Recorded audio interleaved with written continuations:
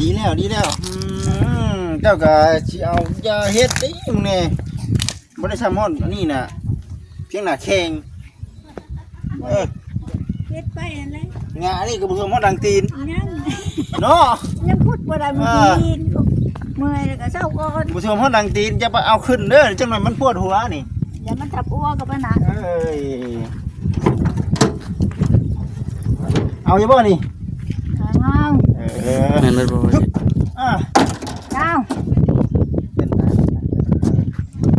เนาะให้มันถือโอ้ยคุณคักๆไปนึงเด้อตุถึงเพื่อนแล้วได้อยู่บ่บ่นักน่ะเฮาสิย่อยังทำนักน่ะแต่มันนักก็ปาไว้นักได้นักเดี๋ยวสิกันเลยไปก็ได้ไปสิย่อไปให้เราบ่ยากหรอกให้อยากให้อันนั้นอยู่4 5 16 17 18 485,000เด้อเดือนจากการซื้อเครื่องซื้อของพี่น้องเอ้ยเนาะมอบหมายให้กับทางแม่ตู้ได้เงินได้คำไปแล้วจะไปอีกยังเนาะนี่เนาะเรียบร้อยแล้วคิดเป็นลูกคิดเป็นยังคิดเป็นเนาะคิดเป็นล่ามันขาดเกินน้ำในเอาสาเด้อตัวเด้อเนาะลงมือเอาได้กะอวยใส่อวยพรให้ลูกเต้าแน่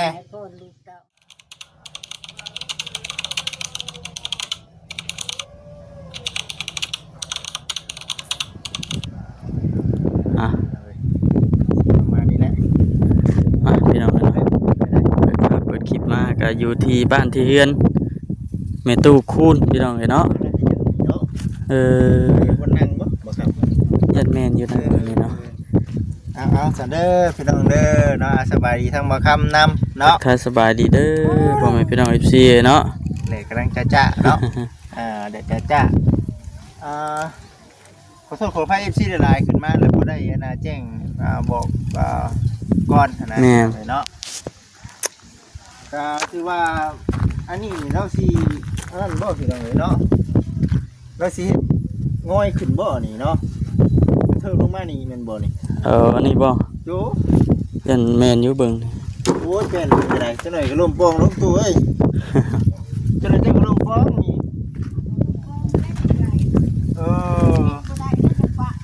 ป้าได้สิใจอย่าคิดซื้อเนาะโอ้เป็นสิก็เทิงลงมานี่แล้วก็ทั้งลุมสิประมาณนี้นะพี่น้องเอ้ยมาบ่ครับเวินแน่ดิกล้องแน่เพราะว่าน้องน้อยเพิ่นนั่นพี่น้องน้องน้อยเพิ่นฮึบไม่ตู้สบายดีมีเด็กน้อยแก้เสือพี่น้องเราก็เลยแบบให้บ่คำดีดกล้องแน่ห้องบ่อยากไปอยู่พูนก่อนไปหาน้องเสือก่อนเด้อคันจะมาเบิ่งเด้อก่อนคันยังมาเบิ่งหาน้องเสือก่อนเสือก่อนคือว่าแหละพี่น้องไปตั้งกล้องก่อนเด้อเด้อจังได๋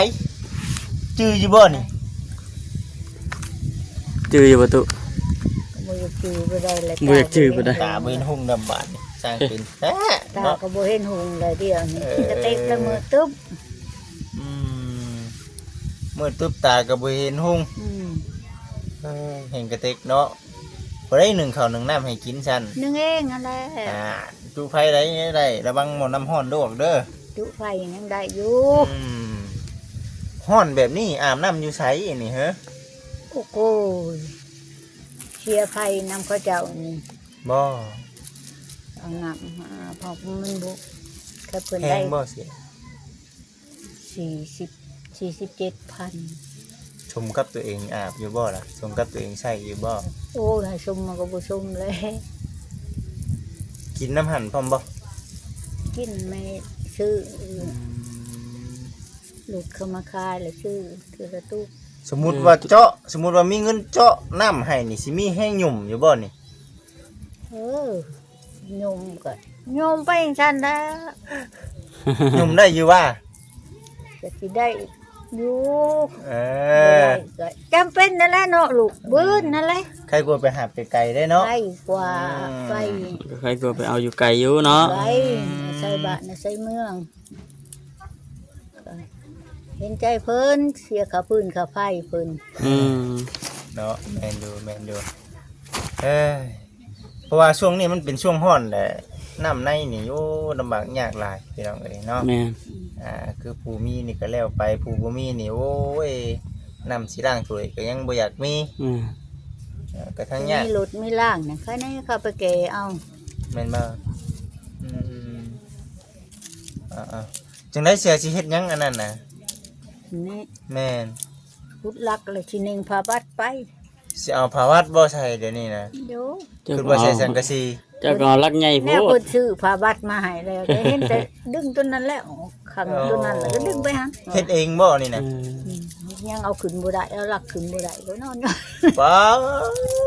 รักใหญ่เนาะ กูจะขุดเรียบร้อยแล้ว พุดแล้วก็มีพุดยังบ่แล้วก็มี เอาไผสิเอาผ้าวัดขึ้นให้นี่ฮะ พาบัดบ่ยากดอกมาแต่ถึงแล้วก็ผูกเชือกใส่แล้วก็ดึง ขุดเองเลย พุดเองนะ เออมันยากคันเอาขึ้นเนาะบ่ครับ มันน่ะรักมันแล้วมันนั่นอยู่บ่คุมรักคุดลึกอยู่บ่ล่ะ คุมบ่ลึกนะเบิ่งนี่ บ่เลิกดอก เนาะย่านนี่อย่าพาเอาขึ้นอย่าพาเอาขึ้นจนนั้นปวดหัวฮะคิดว่าจะสิใส่สังกะสีได้ สังกะสีได้สังกะสีแผ่นเดียวนี่พ่อ ยันว่าเฉาเอาไปตู้แล้วสิใส่สังกะสีบ่วะ เดี๋ยวสิก็กระเทิบก็เกยเอาติ เป็นกับพาบัดนั่นแหละ อืม ใส่ผ้าบัดพอให้มีอันนั้นบ่ อืม มีห่มนั่งแน่เนาะ บ่ได้ดังพื้นดังไฟ บ่ได้ดังไฟเนาะพอเธอบอกมาว่าซั่นน่ะนะพี่น้องเอ้ยเนาะเอ้ยไปจะได้บ่ได้มาหึงเติบแล้ว เออบ่ได้มากอ่ะอยู่สิแลลูกเอ้ยหมกแงบๆไปหัดไปนี่แหละ ข้าวน้ำซ้ำปลาเด้เป็นจังได เอ เด้ อยังได้กินอยู่ลูกเอ้ย เข้ามาแต่ไสคือนานเบิดแท้ บ่เปลืองก็ได้ บ่ สอบเดียวนั่นยังบ่ได้เบิด บ่ไป โตสิส่งกับแม่ยังบ่ได้จุก โอ้โกยังจักชอบเดียวนี้ ยังสอบเคิง โอ้โกยังหลายดีนี่เนาะ เขา บ่ได้เปลืองนี่เนาะกินบ่ได้กินบ่จัก กินคู่มือนั่นแหละ เออ กินคุมื้ออยู่ มื้อหนึง3คาบนั่นแหละ กินกับหยังบาดนี่ กินกับปลา ปลานี่เนาะ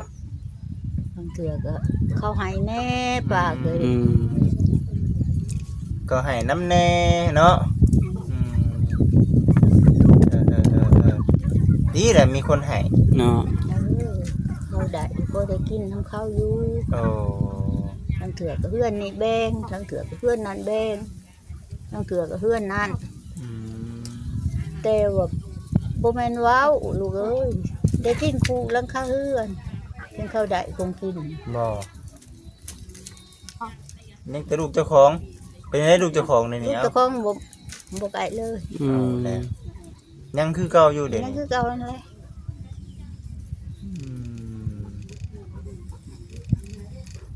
หลานได้สามารถเด่นน้ำอยู่บ่ หลานก็พ่อแม่เขาบ่ให้มาเขาบ่มาแต่แต่เก่านี่เด็กน้อยนั่นมาอันเด็กน้อยๆเองก็บ่มาอีก แสดงว่าสิบ่แต่ละมื้อแต่ละวันเฮ็ดสิบ่แต่ละมื้อแต่ละวัน นางเจ้าอยู่ นั่ง เลย เจ้า เนาะ ช่วย นั่งอยู่นั่นนี่แหละ เออ เบิ่นหันก็ไปเล่นเฮือนนั่น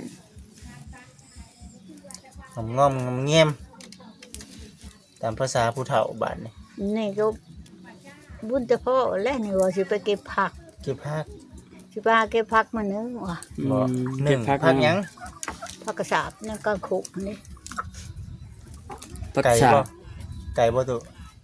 ไก่หั่นเลย บ่ไปนี่เลยฮอนแดด น้ำป่าน้ำดงหมันเลย ฮอนแดดเข้าป่านนี่ยังว่าไปอยู่ป่านี่มีบ่นี่ บ่มีแล้ว บ่คำว่ามีให้พาไปเก็บแหน่สิมื้อหนึ่งกินนี่นะ บ่มี ทางใด ทางผู้ มันอยู่แถวดงแถวหยังบ่ บ่ เออ สุ โคก บ่อันนี้บ่ ตามสู่ ว่า ตาม ความจริง เอง ได้พี่น้องอันนี้ป่านี่บ่ได้ไกลเด้มันบ่ได้ไกลคำว่ามีนี่ไปหาเนาะตัวเนาะ อืม ก็มีได้มีบ่นี่ มันบ่มี ย่าบ่ไป ไปไกลดีเนาะพุ่นว่าซั่น ได้ เอาซาเด้อตูเด้อเนาะมื้อนี้ก็มีทั้งผู้รักผู้ใหญ่เนาะเพิ่นได้ให้กับลูกนี่แหละเป็นสะพานบุญให้นำเครื่องนำของเนาะมามอบให้ทั้งแม่ตู้สาธุก็ลูกหลานเพิ่นอยู่เมืองนอกเมืองนามีแต่ว่าเดี๋ยวไปเอาของได้ก็ขึ้นไปนั่งเว้ากันอยู่เทิงขึ้นใหม่ไปเด้อเนาะเพื่อจบคลิปลงไปนี่พอแห้งได้นี่เนาะหย่อเบิดได้บ่จิตนี่เนาะมื้อนี้ไปจับไปแม่ตู้ไปเอาของไป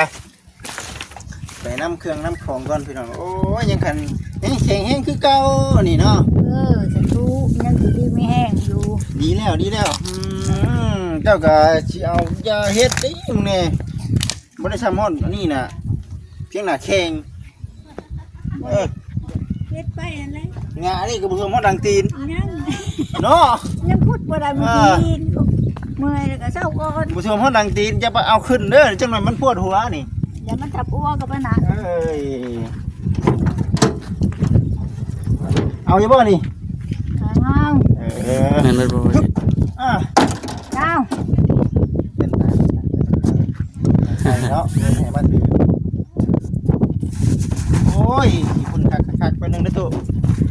ถึงเพื่อนแล้วได้อยู่บ่บ่นักน่ะเฮาสิย่อยังทำนักน่ะ แต่มันนักก็ปาไว้ นักได้นักเดี๋ยวสิกันเลย ไปเดี๋ยวได้ ไป สิย่อไปให้เราบ่ยากหรอกให้อยากให้อันนั้นอยู่โอ้ยน้ำมันซื้อมาให้เราพี่น้องเพราะว่านั่นดิโอ้ยมันตู้ขึ้นเทิงแล้วจ้ะนะขึ้นเทิงพุ่น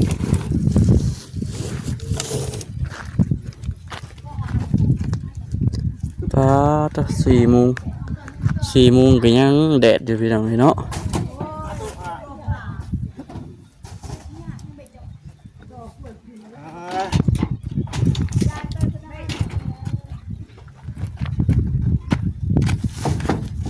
เต็มคือกันนะมันนี่ก็ได้ จัดหนักจัดเต็มแม่ตู้คูณบ่ได้มาแต่ดนเลย มาถึงแล้ว ค่อยมาตั้งแต่มื้อที่ว่าเราเจอของแปลกมื้อนั้นพุ่น มีของแปลกอีกเหรอ มีอยู่แต่ว่าเราบ่ได้ เอาสวยเนี่ย เพื่อนข้างเป็นประตูนั้นเราได้อยู่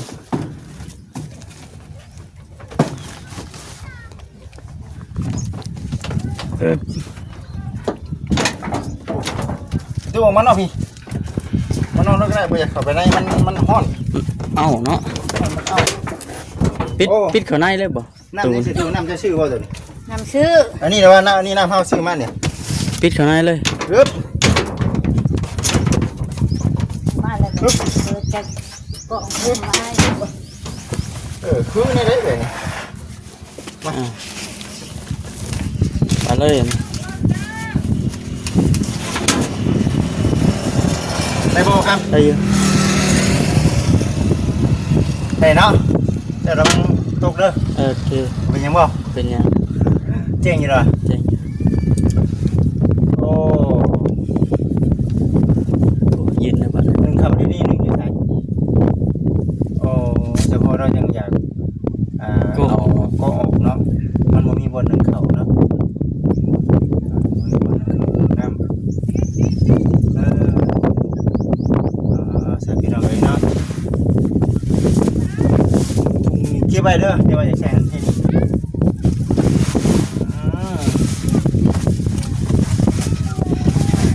ไข่เบิดเลยไข่กันนะของที่ว่าลูกๆเอามาให้ประเภทพวกแบบนี้นะเบิดได้ถึงนะปลากระป๋องแบบนี้นะกระเบิด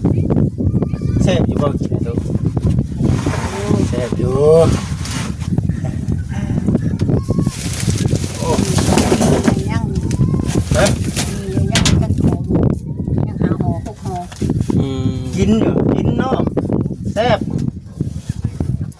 กินมีแล้วเขาเนาะ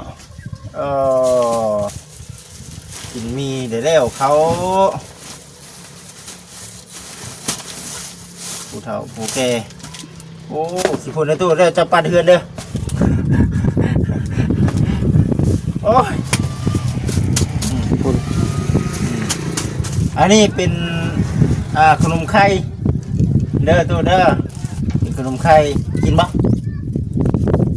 ยาก ยันแขนเนาะยันแขนนี่ขนมไข่นี่พี่น้องเนาะ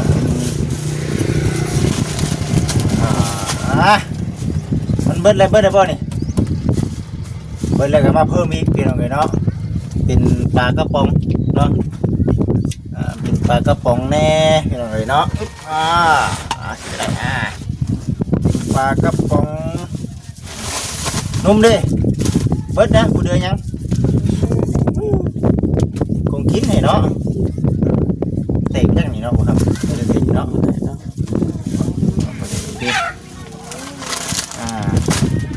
นี่ก็ขนมเด้อคนเฒ่าจำสิกินพี่น้องเลยเนาะมีคือกันเนาะพี่น้องเนาะสิให้เบิ่งเฮาก็ได้แต่จะมีประเภทพวกครัวบ่ เครื่องครัวได้มีปลาแดกกับคนเดียวเฮ็ดนี่คนเดียวกินนี่ยังบ่ทันเบิดซับตัวนั่นน่ะเบิดได้บ่ หมดแล้วน้ำปลา ยังแต่น้ำปลาเด้นี่ น้ำปลา เป็นนัวได้ซะเบิดเลย นัวซื้อเลยเด้ซื้อปรุง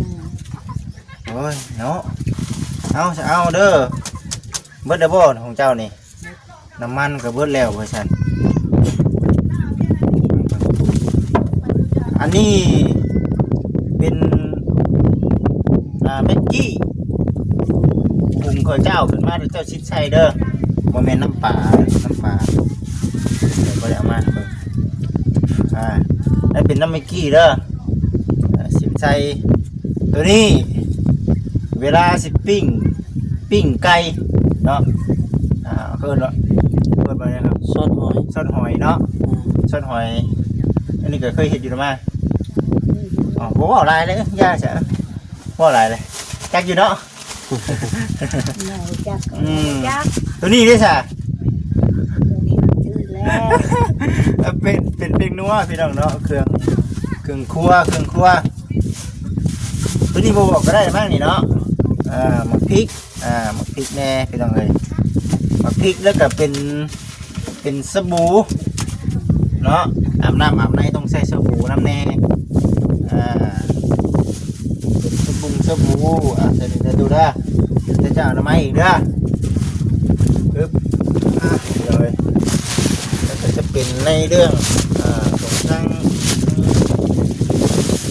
ทั้งมีน้ำแน่เนาะตัวเด้อโอ้ย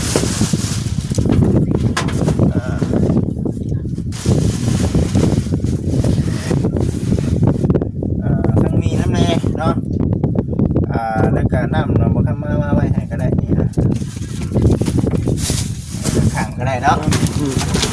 นี่เด้นี่ไว้ขังนี่ ได้บ่ ยังใช้ได้แบบว่าถ่ายรูปให้พี่น้องเมืองหัวสันขังสั่งซีรถแล้วเนาะได้ยังบอกคือเนาะ ได้เยอะเลย น้ำมือขึ้นเนาะเธอเนาะ1 2 3โอเค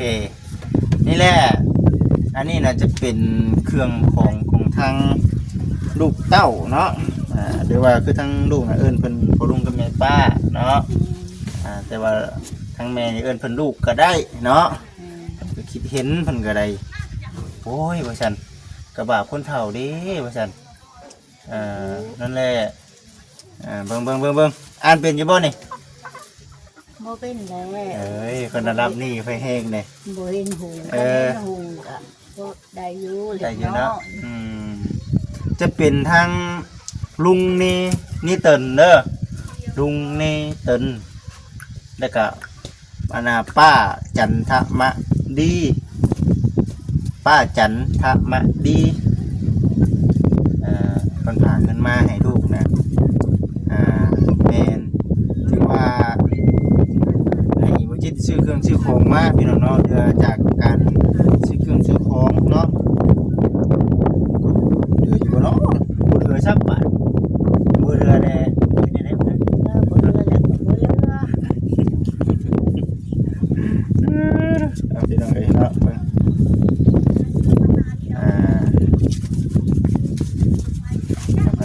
ไปนะพี่เช่ทางนั้นให้พี่ให้น้องเบิ่งเลยพี่น้องเนาะ1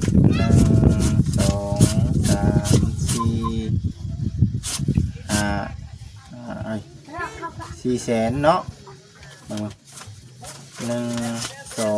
3 4 แสน50 60 70 80 85 485,000เด้อเดือนจากการซื้อเครื่องซื้อของพี่น้องเอ้ยเนาะมอบหมายให้กับทางแม่ตู้